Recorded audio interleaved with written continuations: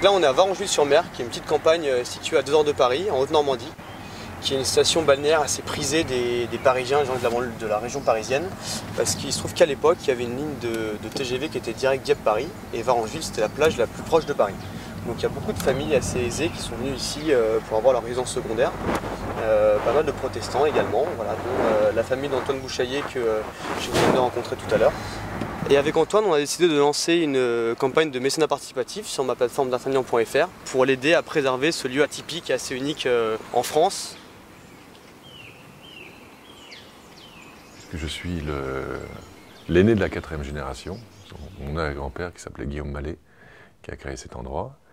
Et je suis venu il y a maintenant presque 20 ans, provisoirement, pour m'occuper du bois des Moutiers et essayer de trouver une solution pour le pérenniser, pour essayer de le sauvegarder. Je suis là encore 20 ans après, donc la solution n'a pas été trouvée. Et c'est vrai que le fait d'être venu m'installer au bois des Moutiers a révélé des choses que je n'aurais sans doute jamais réussi à révéler autrement. Et ça a été grâce à des rencontres extraordinaires que j'ai pu faire ici, qui tout d'un coup ont été des déclics, des déclencheurs, qui m'ont reconnecté à des choses que j'avais en moi, mais complètement enfouies, qui m'avaient été transmises et par mon éducation et par mes grands-parents au travers de mon ADN, j'imagine.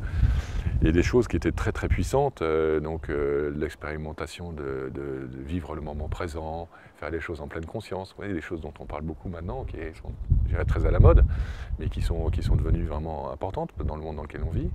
Et puis tout ce lien avec la nature, les plantes, toutes ces choses-là me passionnaient. Et il a fallu un certain nombre d'années pour que je ratterrisse, et maintenant je sais que c'est en moi. Et l'éducation que nous avons pu avoir ici, qui était particulièrement sensible, est toujours très, très ouverte à la contemplation de la beauté. Mes amis disent toujours, voilà, quand on se promène, on est toujours là en train de savourer la beauté de deux tons, de deux couleurs, ou la beauté de la lumière, ou un parfum, etc. Donc on a été un peu élevé, même beaucoup élevé dans cet esprit-là.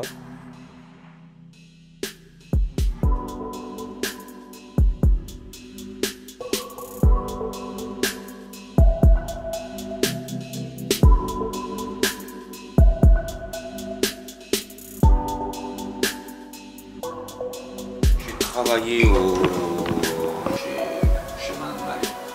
la maman de Robert, la maman de Constance, la maman de que je suis resté toujours assez attaché à eux.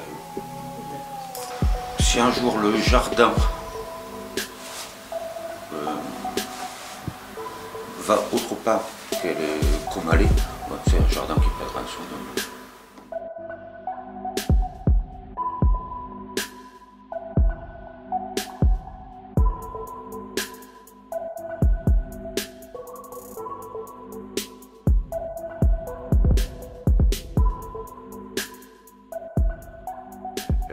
Les gens ici se sentent bien parce que c'est un jardin, c'est le patrimoine commun des jardins, c'est que ce sont des lieux de parenthèse, c'est des lieux de calme, de quiétude, des lieux d'harmonie. Donc tout d'un coup, après la folie du monde humain, souvent les gens vivent dans les villes, etc., de retrouver des lieux où il y a du silence, où il y a des parfums, où il y a des goûts, des matières, etc. Donc tout d'un coup, il y a un phénomène de lâcher prise.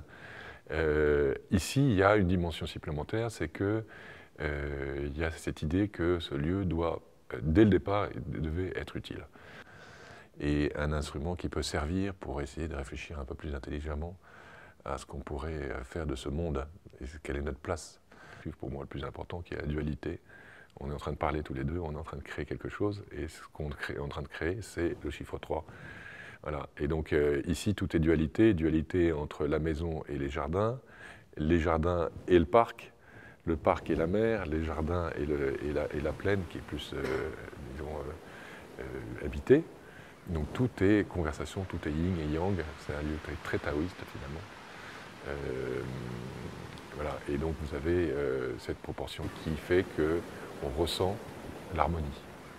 Jusqu'à maintenant, nous avons réussi à garder cette maison dans la famille. Est-ce que dans l'avenir, ça sera la même chose? Je ne pense pas. Dans ces grands lieux, les jours sont comptés à mon avis.